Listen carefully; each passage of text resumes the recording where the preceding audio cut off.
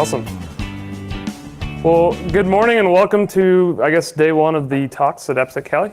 My name is Will, and this is Travis. Hello. Today we're here to talk to you about our Netflix layered approach to reducing risk of credential compromise in the cloud. Today we're going to focus more specifically on how we do so in AWS, but we hope to introduce you to, if you can see my shirt, how we build our pizza of services at Netflix. All right, this is starting well. Slides are frozen. Computer's frozen. Everything's frozen. It's fixed. Don't worry, we're professionals. We got this under control. Today we're going to build a Netflix pizza together, and we're going to talk about the various different ingredients that we've developed over the last few years that we have layered together, hopefully in such a large, delicious, disgusting pizza that no attacker would want to even partake in trying to complete that. So today we're going to talk about things like credential compromise detection, a tool that we wrote a few years ago that Travis wrote called RepoKid, something that we call role protect and how we use that in coordination with our delivery pipeline, some anomaly detection that we've done with some CloudTrail analysis and what our IAM roles are actually using, how we got rid of static keys in our environment, another thing called API protect, and much, much more. So today we're going to walk through building a pizza, starting very first with Travis and the crust. Okay, every good pizza has to start with a crust, right? Let's do a little poll. Who likes deep dish? No? Oh, I would have thought more. Thin crust. Okay, thin crust seems to be winning. Cauliflower crust? Did you know that there is actually such a thing as the World Pizza Championships, and they have this activity called acrobatic dough tossing? Like, what is that? What do you do for acrobatic dough tossing? It sounds like it could be dangerous. Anyway, with a good pizza, we want to start off with a crust. And our first ingredient is the crust. And when I mean crust, I'm talking about account segmentation. The way I like to think of it is like this. If the account gets compromised, then we want to be able to contain that damage to just within the specific account. And it's basically like a fire break. Now, did you know that in 1906 in San Francisco, the big earthquake hit, a 7.9 magnitude at 5:12 in the morning? And after that, fires started breaking out.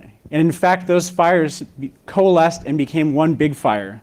So much so that by the next day, they were actually afraid that the entire city might burn down. And so they thought about how to solve this, how to prevent the city from burning down. And the Army Corps of Engineers came up with a very brilliant solution. And so the next night, they started dynamiting mansions along Van Ness. And they created a fire break, which is exactly like this, except for it's made out of people's mansions.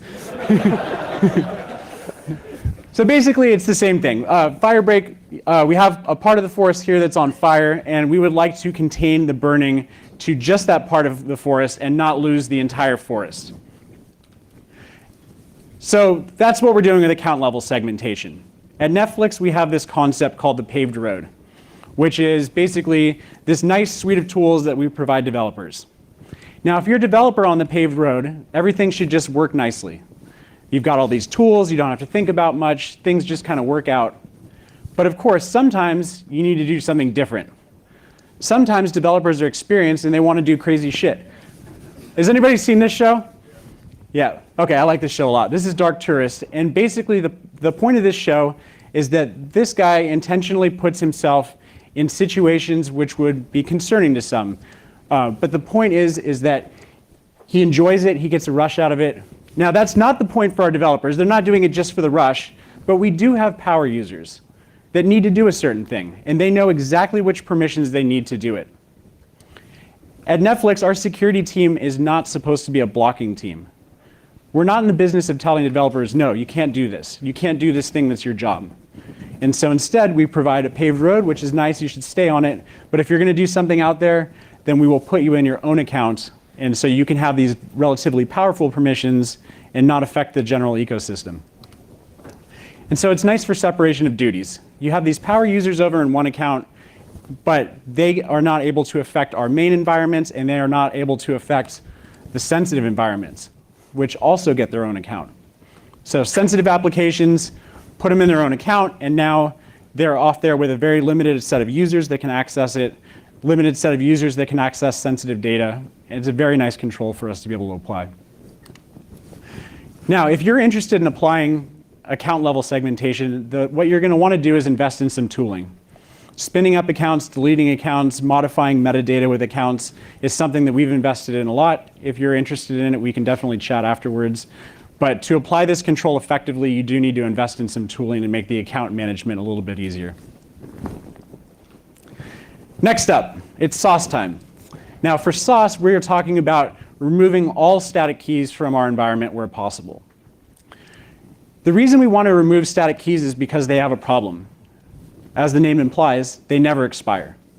And so a lot of developers have gotten themselves into big time trouble because they get a static key, they think they're managing it well, they make a mistake, and then next thing you know, the credentials are out there on GitHub.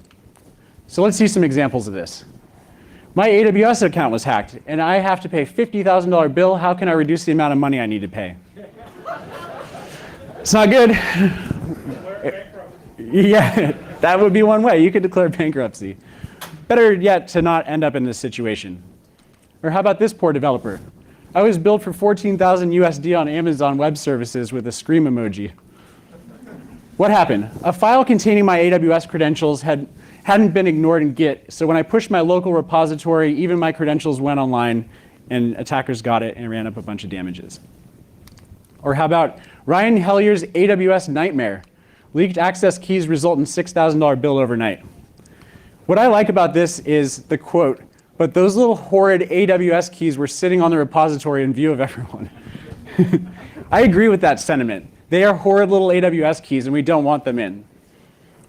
But that being said, we do need credentials. So what are we going to swap it with? Short-lived keys that are delivered automatically and rotated. And the way we get this is by giving every application a role, and then the role is provided with these short-lived credentials by the EC2 metadata service. Next up, cheese. What do we want? The gooeyest, drippiest, melt-in-your-mouth cheese we can get, and for that we are talking about permission right sizing. So the way it works, I like to think of it like a tailor, which I'll show you in a second. But basically, we get these static set of permissions, and then from there, we measure and see exactly what the application needs. So if I'm a new application in Netflix, I might get some basic S3 read, SQS actions we've seen people need a lot. And this is the same policy that's granted to everybody. Now, as that implies, we don't have a least privilege model. So this grand provisioning is basically like the off-the-rack suit that you get. It doesn't fit you yet, but we'll get it there. Now we start measuring, and by that what we're doing is we're looking at two feeds of data that we get. Access Advisor, which tells you for a given service, has it been used within a certain threshold of time.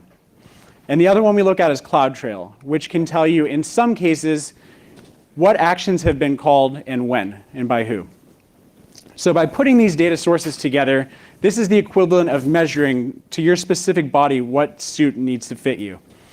And then from there, we do the last step in the tailoring, which is trim it down.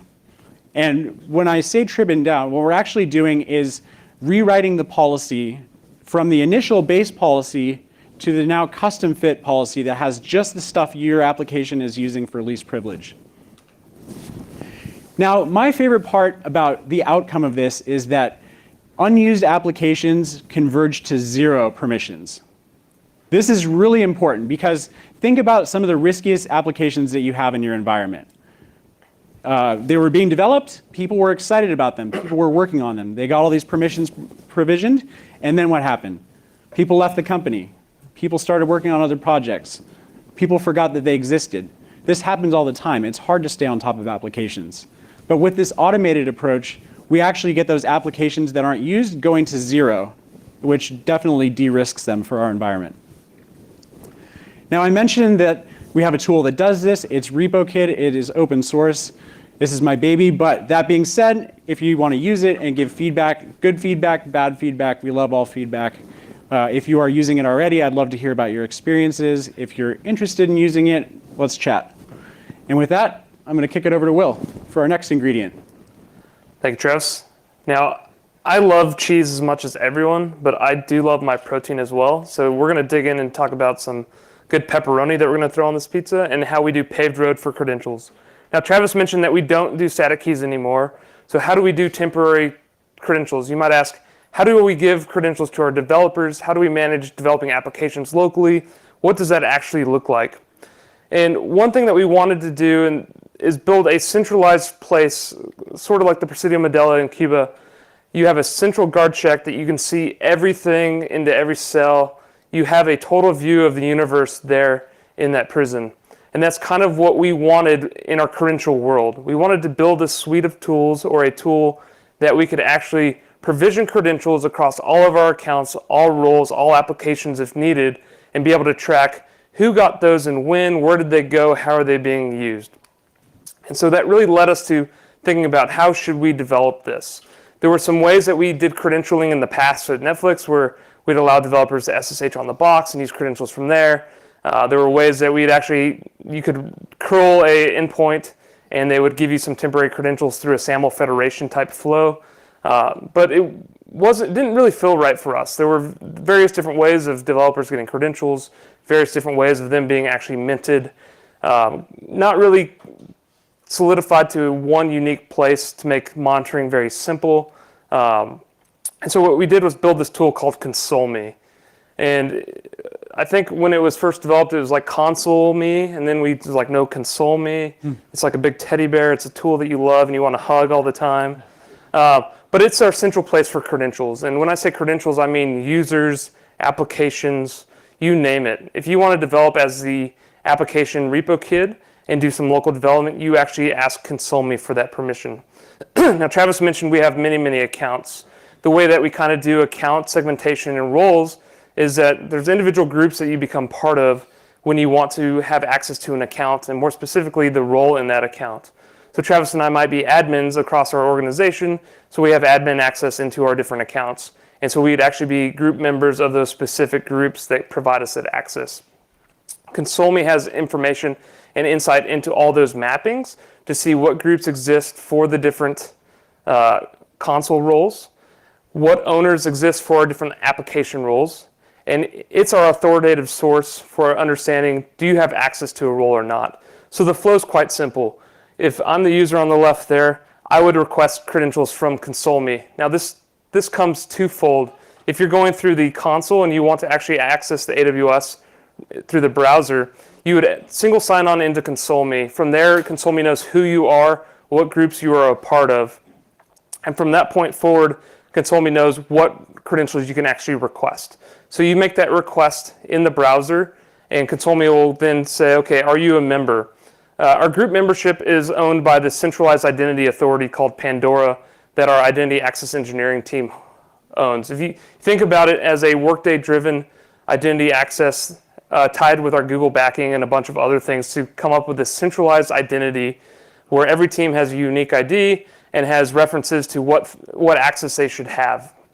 So Console Me would reach out to Pandora and say, hey, is Travis a member of the security account for the role admin? Pandora will answer yes or no. If it's a yes, then Console Me will reach out and create what's called an assume role action. In AWS, there's a service called the Security Token Service. It is what crafts the temporary credentials. It's what the EC2 instances or the servers in AWS are getting credentials from. And so Console Me is using that same thing. But the key piece here that we love and hold dear to our hearts is that when we're actually assuming the role in AWS, we're injecting what we call scope down policies, and we're putting CIDR-based injections on top of those. So now when developers are getting credentials, they're getting credentials that are IP restricted to the VPN that they're actually connected to. So even if a developer accidentally pushed credentials to GitHub within that hour window that they're valid, they're not valid for anyone else that had them. They have to be from that developer's laptop and have that connection out of our VPN. So Console Me asks for the credentials with that scope down policy. IAM so kindly delivers those back to us, and then Console Me will return those transparently to the user. Now I mentioned the console login flow is through an SSO. This flow is also available via an API and our mutual TLS. So at Netflix, everyone's issued a cert that gives them their identity for a short period of time.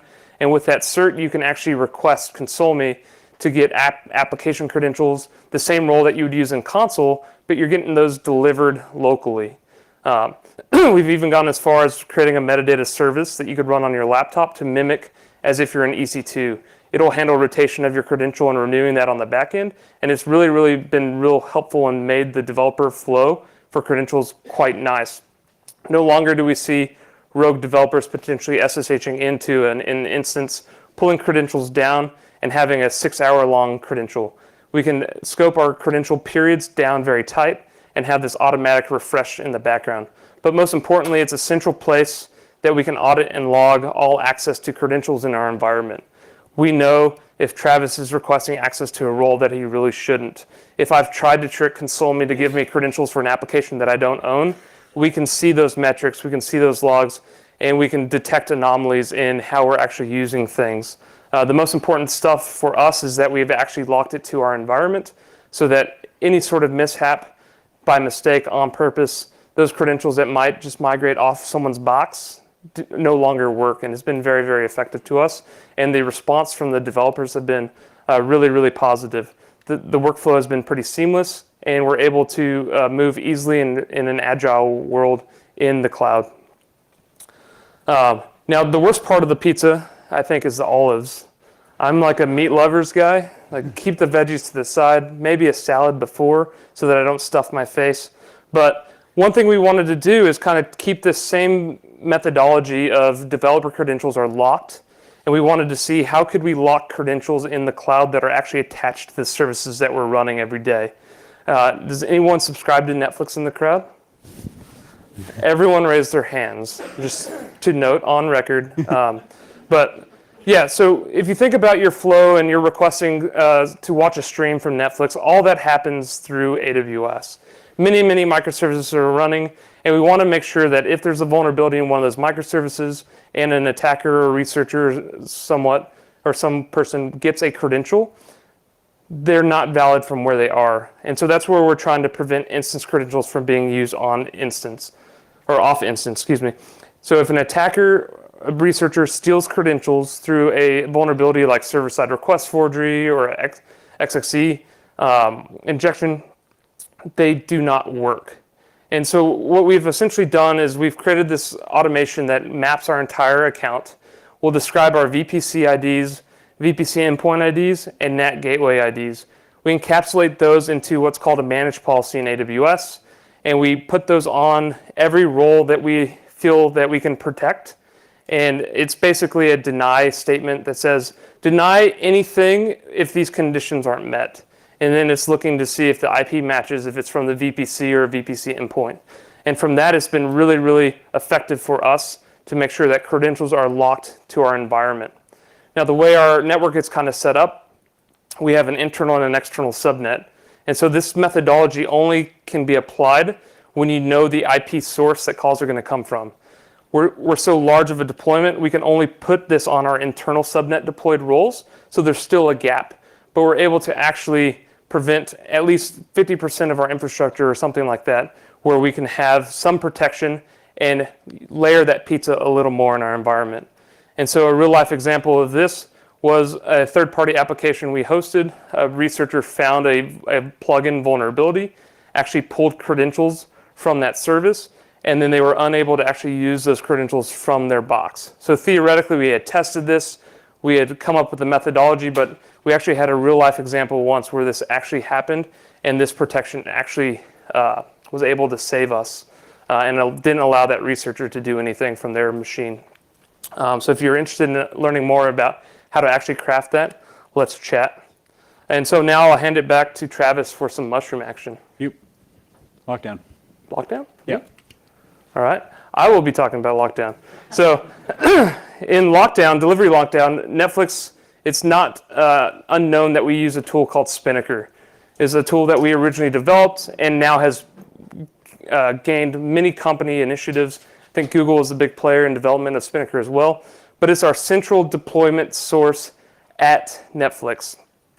All our engineers use Spinnaker to deploy, and it's how we actually do our day-to-day pipeline and constant delivery and how our cloud at Netflix can be so dynamic. So one of the things we wanted to do is lock down who could actually deliver what and use what role. If you're at Netflix, Travis talked about RepoKid, removes the roles that you don't use anymore. But what's little unknown, or what we don't really talk about much, is how did we get into the situation where we had all these roles that had more permissions than maybe what they needed? And that's how we use our Spinnaker pipeline to deploy fast for our developers. When you deploy a new application at Netflix, Spinnaker calls out into infrastructure that Travis and I's team owns, and we provision a role for that application. That role has what we would consider 95% of any of the API calls that you would possibly want to make based on the core services that we believe we use at Netflix. Then your application actually uses that role for the 90 days, and then RepoKid comes in behind the scenes and cleans up the permissions that you didn't use. One of the things with Spinnaker is that you're able to choose and deploy to the accounts that you have access to, and just because you're in an account might not necessarily mean that you have access to all the roles in that account. And so we've done an initiative where we're able to actually tag applications roles to owners so that you can only use application roles that your application should actually use. For the most part, your application roles should match your application, but there's very few cases where you might have many different applications using a similar role for just to make it very easy, and the permissions are always the same, just the application name changes. But now we're able to actually put some protections in Spinnaker that only allows you to deploy a role if you own that application. And so it's what we're doing with application whitelisting in Spinnaker to kind of protect our role as a way that we identified that you might be able to privilege escalate if you just chose a role with more permission. With that, also we brought in protections that I believe Google initially contributed to our project called Fiat. That gives you owner locking for each application such that you can only make application changes, only deploy an application, and so on and so forth if you're the owner of that application. Prior to the Fiat case, it was if you were able to deploy to that account, could you actually deploy someone else's application? So we wanted to lock that down as well. So those two pieces together have been really, really beneficial to our layering that security and making a better cloud environment and more secure. So definitely prevents privilege escalation and allows me to at least sleep better at night. So this has been rolled out and has been very, very powerful for us. And with this, if you ever try to use a role that you're not allowed to, we have alerts that go off to our team, and we're able to see, hey, so-and-so is trying to use a role. And so this was actually something that was kind of came full circle to say, we think that people might be trying to use roles that they shouldn't. Let's put this in place and let's see what kind of things come back. And we're actually to see some experiments. They just wanted to use a role that they knew they had permissions. And so they went ahead and tried using other roles. And we can see that use case now and reach out to the developers proactively and say, hey, is there permission you need that you don't normally get? Let us help you. And with that, talking about peppers again. Do you want to talk about this? Sure, yeah, whatever. Whatever you like. Go ahead.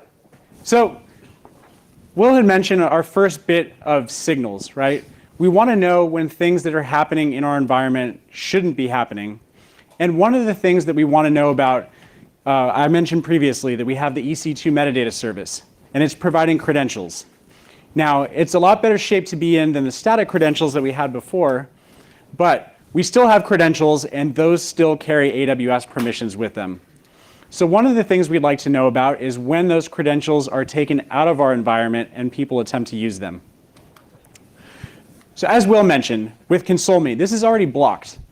So we don't actually have an issue where they're going to take the credentials and use it to do something bad, but we know that somebody's attempting to do this, and so this is a valuable signal for us. For example, we found a developer, luckily it was a developer, trying to do this. They tried to take credentials from the instance, even though we have this nice paved road solution. They tried to use those to do something that to us looked like an attacker, and we were able to immediately go to that developer, find out what they were trying to do, help them, and then also make sure that this doesn't happen in a malicious use case, which is a nice thing to be able to do. The more signals that we can get about things going wrong in our environment, the better we can react quickly. So continuing on this thread of anomalous behavior in our environment, let's add some onions to the pizza. I know that Will gets a little choked up when he thinks about veggies, but I think the majority of us can agree that we want some veggies. It shouldn't just be a big pile of meat on the pizza. So we're going to add some onions now. Let's talk about detecting anomalous behavior in our environments. So we're doing RepoKid stuff. We're continuously watching CloudTrail. We know what applications and what users are doing and what's normal. And from that, we get some kind of cool properties.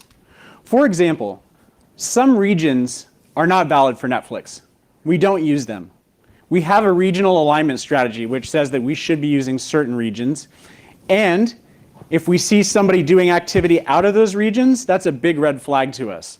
All of our tooling has been built to deploy in certain regions, and so something out of this is like, whoa, what's going on here?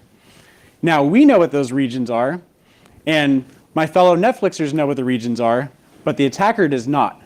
And so they have to be very careful when they're doing things in our environment not to trip on the wrong region. Similarly, certain resources shouldn't be used. Think about your traditional honeypot, right? We've got resources in our environment that have no legitimate use. They are just there to trip up an attacker. Now, even knowing that, it's like having the alarm sign in my yard, right? We're protected. Don't come to this house.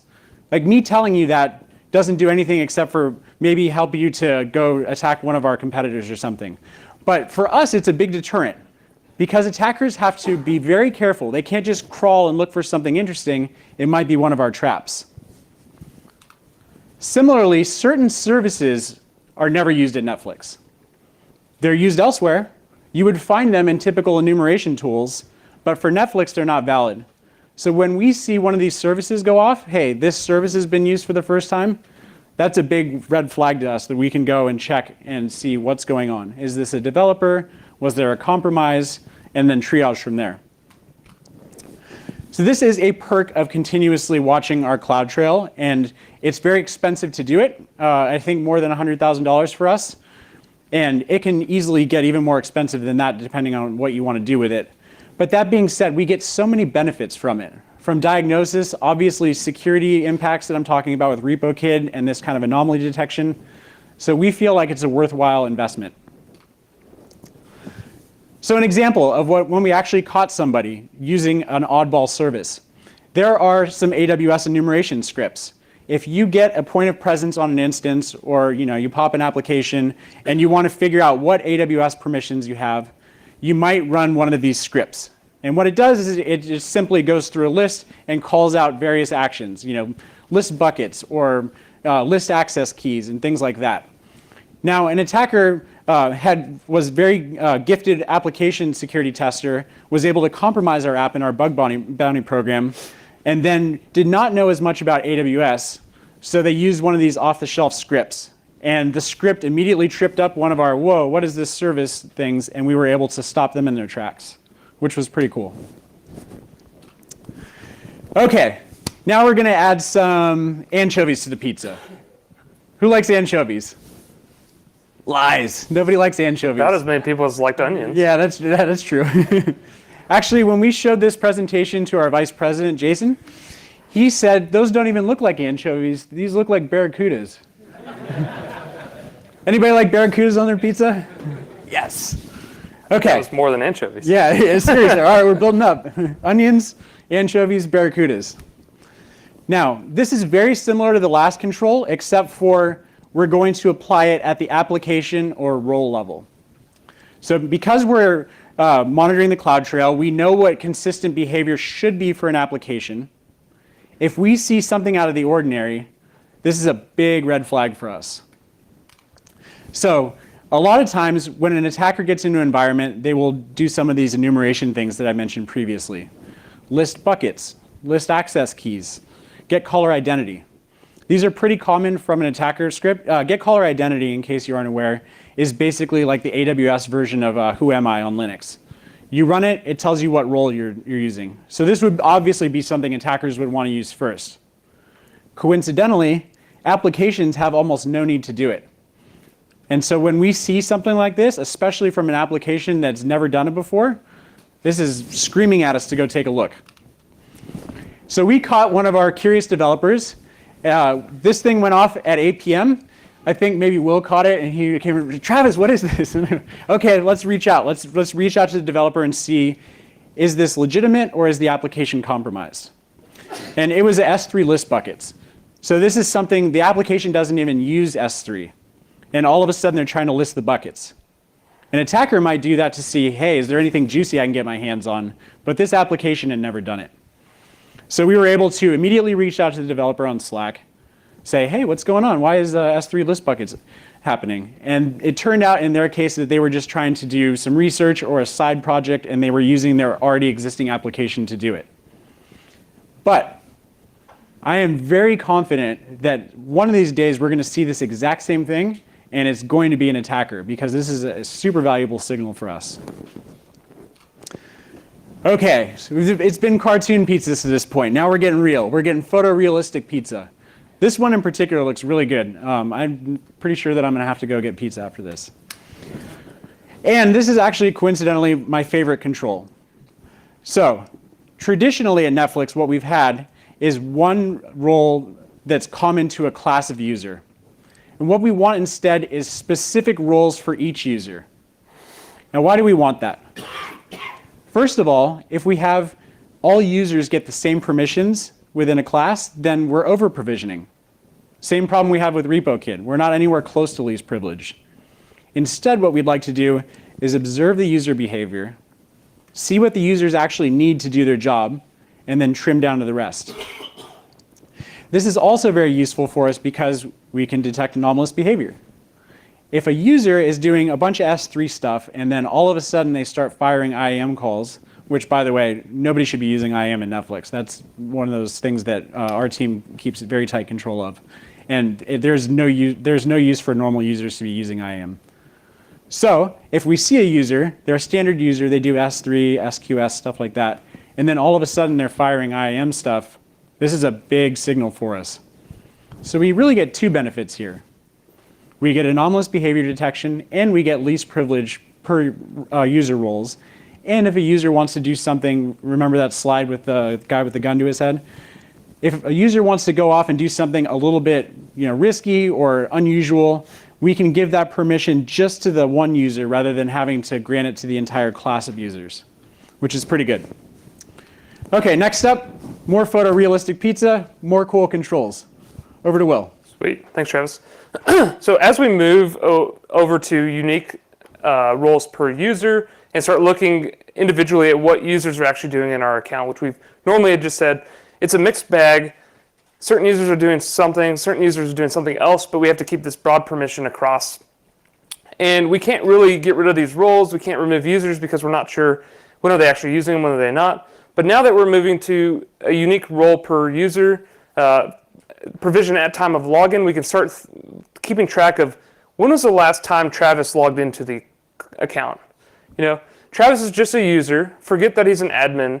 He's a developer in our environment. He worked on a team, did some development for 6 months, and then he transferred teams. He's no longer working in the studio. He's now working on some central engineering. So he no longer uses the studio accounts that he once did. Normally, he might just retain that access. Does anyone here have a really good offboarding control? No hands. Two, three hands. It's a really hard problem, right? I think if you develop a company in our industry that can solve that problem, like gold, next unicorn company. But it's a really hard problem. And so what we want to do is kind of keep that RepoKid mindset and start looking at not only what actions are you using, but are you using that role altogether? And if you're not even logging into that role, should you still be in the group that provides you access to that role? And so we're looking at now, how do we remove users from account access when they're not using it? Keeping that all in mind, where there's some central support teams that only need access to things in incident cases. Netflix went down for a brief second, or there's an internal service in this account that's showing it's flapping back and forth. It's good or it's bad. That's when they might need that access. So we want to make sure that if we remove people from accounts, so they can easily get that access back And so have this like good circle of granting access, removing access, but overall kind of trimming down to that least privilege from what permissions do you actually use, as well as what accounts can you actually access. You no longer use this feature, we should just remove that from you. And so that's what we're looking at now, is adopting our repo kit to just removing account access altogether and no longer just removing roles or the permissions, right? We want to remove the permissions as you don't use them, but we want to remove your entire account access altogether if you're not going to even do that anymore. And so that's going to be pretty effective, we think, but something that we're currently working towards. What's the right balance between auto removal and how do you get access back quickly, such that in an event of an incident or an outage or something, the central core teams can actually do their work without having to page us in the middle of the night. I like not being paged when we have an outage. I only want to be paged if there's some security thing or some access that they don't have. So let's make sure that we can do this very well.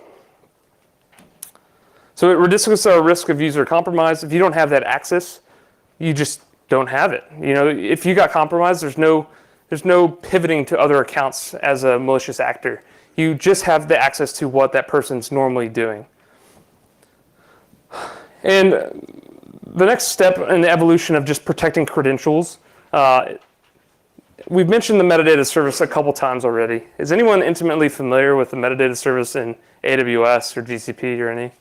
I spent a lot of time investigating how does the metadata service work? How do you even protect the metadata service? And so what we came up with was a solution in how you could actually protect the metadata service in AWS to prevent things such as server-side request forgery. Just a show of hands, everyone look forward, don't look at your neighbors. We don't know who's raising their hand, but has anyone ever fallen prey to SSRF in your account and had credentials compromised? All right, we've got a couple honest people in the crowd. I'd be willing to bet there's more than the people that raise their hand, but it's a common attack vector for a researcher, for a malicious actor. If I find SSRF and I know that you're running in AWS, I'm going to go straight for the gold, straight for the credentials. Most bug bounty programs are going to label that as a critical finding. You're going to get max payout, and most importantly, that is potentially your first pivot away from owning that account. I think there was a really good write-up on one of the bug bounty programs of how a simple SSRF led to an entire account compromise within one of the cloud providers.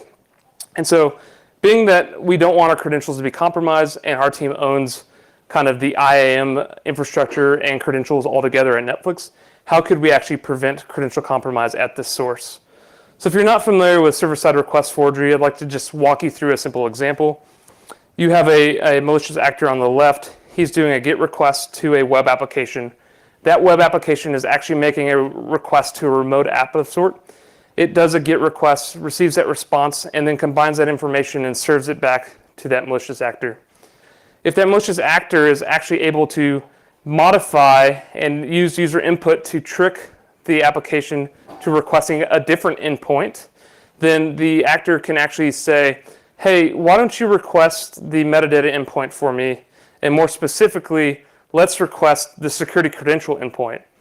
And so it takes 2 HTTP calls to get credentials in AWS once you find a server-side request forgery. 1 call to figure out what role it's running as, and then the second call to say, give me credentials for that role. So in this case, the actor has tricked the application to say, hey, please give me the metadata service instead, give me some credentials, and the web application is saying, sure, no problem, here you go. You know, there's various libraries I think that people have created that would allow you to actually detect these kind of things. You can put some WAF rules in place and hope that you can detect recognizing the IP address for the metadata service. It becomes an infinitely hard problem when you try to enumerate all the different possibilities of how can you represent the 169.254.169.254 address, which is where all the metadata services in the cloud are hosted. It even gets more difficult when you realize that you can just put a bit.ly address in there and your web application is actually going to resolve that and then get the requests themselves.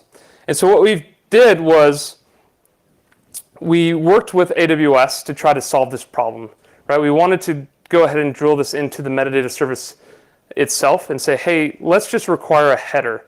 if you require a header on the metadata service, this problem goes away.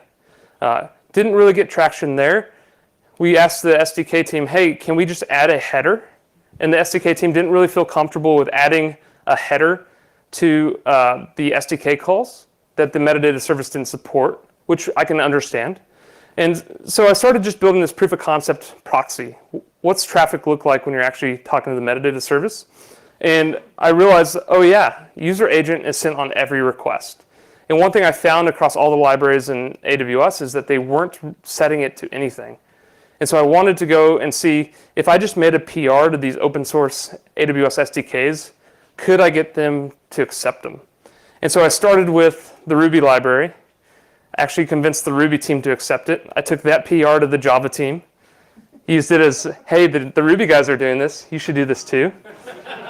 Took that to the Java 2 team because there's an evolution of the Java SDK. Said, hey, the other Java guys are doing this, you should do it too. And then eventually got it through to all the different libraries. And so now I'm happy to announce that with AWS metadata service, or the SDKs are now setting a user agent that you can predict and know is from the SDKs. And so now a request from an SDK has a user agent that says Bodo3. And so then it'll go through the metadata proxy, and you can say, yep, I'm expecting user agents that look like this, that are from the verified AWS SDKs. Let's allow this to actually go through to the metadata service, return those credentials back. And so if you're an attacker, and in this case, I have a Python Flask app running. I'm using Python requests under the hood to make the remote app fetch from the example before. If I'm an attacker doing SSRF and exploiting that, and I want to get metadata credentials, the request that the metadata proxy is going to see in front of that metadata service is the user agent Python requests. If you're using Java and you don't set a user agent, it's going to be Java. And so in this case, we're actually able to intercept that request to the metadata service and block that SSRF and alert or whatever we want to do. But now you're actually able to use the AWS SDKs, put a proxy in place, and protect your applications against this type of attack. There's an example on our GitHub if you're interested in learning more about it. But literally in 100 lines of Go, you can deploy a proxy and protect your applications as long as you're on the latest SDK. Get your question in a second, if you don't mind. And with that, hot and ready for Travis. Okay. He didn't mean it like that. So we've got all these ingredients, and we're putting them together, and any one ingredient is fine, right? We can make a little incremental security improvement, but the real benefit we get is when we layer them together, and then we get something that's hard to overcome as an attacker. I like to think of it like this show, because of course Netflix, I have to plug Netflix shows. Ultimate Beastmaster. Anybody seen it? Good. So the way that the show works is it's this continuous obstacle course where you start off somewhere over here or maybe over there and you come down, and any one of these individual obstacles is very difficult. I couldn't do any of them for sure. But when you put them all together in an obstacle course where you have to go all the way through, the situation that you end up in is that the world's best athletes have a hard time getting through. And that's exactly what we're trying to do with our layered controls. We have the pepperoni and the barracudas and all this stuff, and we put them together, and now you have to know about signals and which things are locked down, and it becomes very difficult for an attacker to manage. And our whole idea is to incentivize attackers to go somewhere else or give up and pick up a different line of work. And so we hope that we've done this. We hope that if there are any of you that would like to contribute or work together on the next ingredient, let's chat.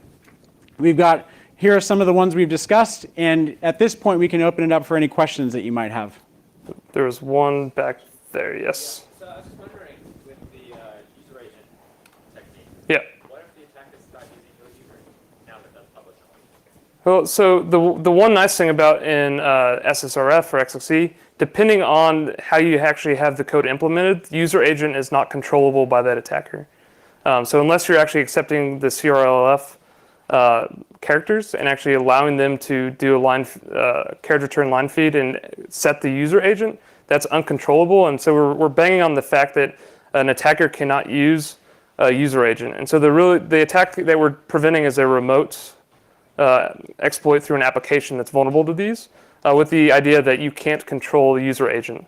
And in the things that we've seen, talking to others, that's the type of attack that have been exploited. And so this doesn't prevent you from any sort of other RCE or other app exploit, where if you're able to actually control user agent. And if someone's on box and actually controlling the user agent, then we have a whole new problem. So, Jim, do you have a question? Or?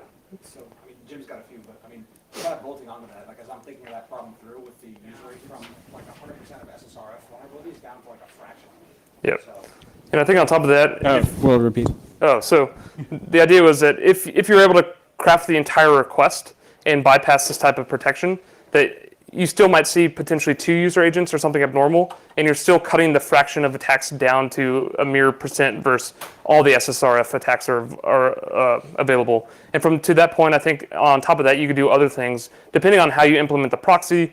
If you have some sort of logging to say, these are the user agents I'm seeing in the path, as an attacker, you're still going to have to understand what version of the SDK I'm running, what version language am I running, and those kind of things.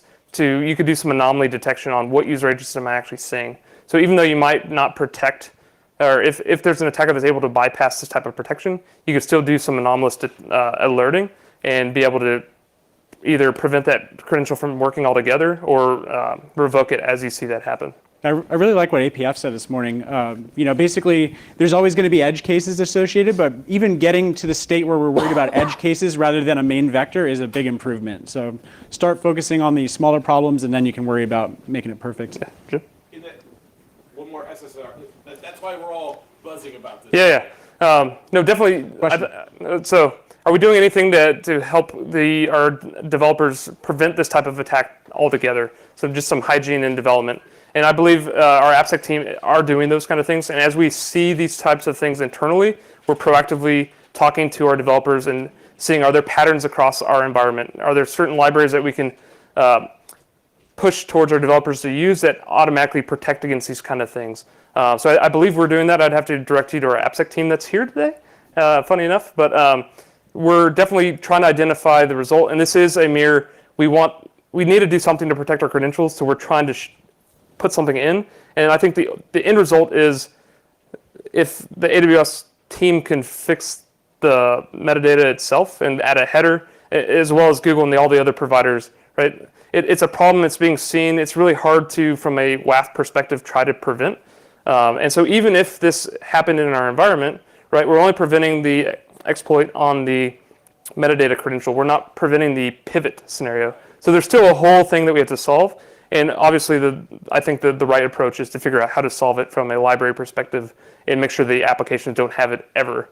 But this is at least our team's area of focus on preventing credential compromise. Question? It sounds like you're having much success.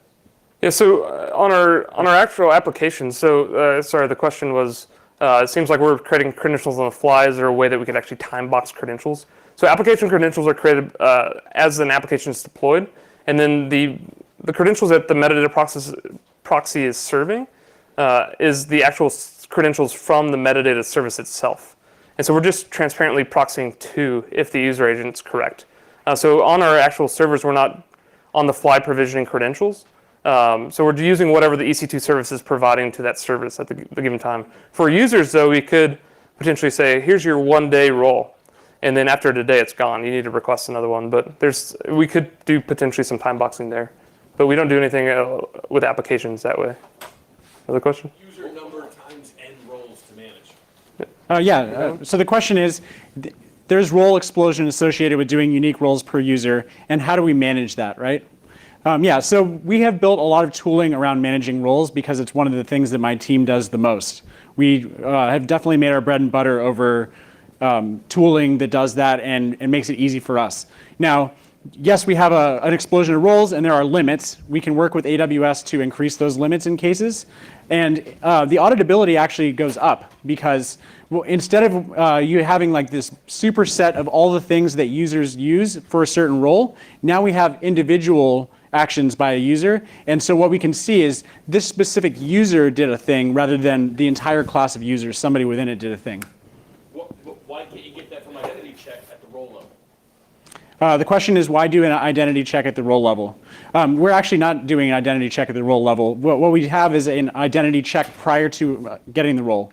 And so if everything checks out with your identity, then you can get access to this role that you need in AWS. And the system that's doing this is outside of AWS.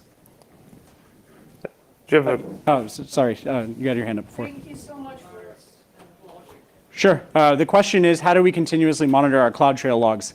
We're doing it with Elasticsearch, and the way so basically we have a process that CloudTrail logs get delivered to an S3 bucket, and then periodically we scan the S3 bucket for new logs. We ingest them into Elasticsearch, and from there we have a nice Kibana dashboard that we can use for manual investigations, and we can also programmatically query it with Elasticsearch DSL. yeah, we're also using Airbnb Streamalert for real-time CloudTrail log pipeline. That's all based off Lambda and just can parallelize as you scale out. So there's, long story short, there's many different ways that we're doing this, but the majority of these things are through a centralized logging platform like Kibana that we push all the CloudTrail to, as well as a combination of some of the rule sets that we've developed in Streamalert. So if you haven't checked out Airbnb Streamalert, it's a really good tool. Okay, we're getting the wrap it up sign. So if there are more questions, we'd love to chat outside. We're going to be around all day. With that, good job.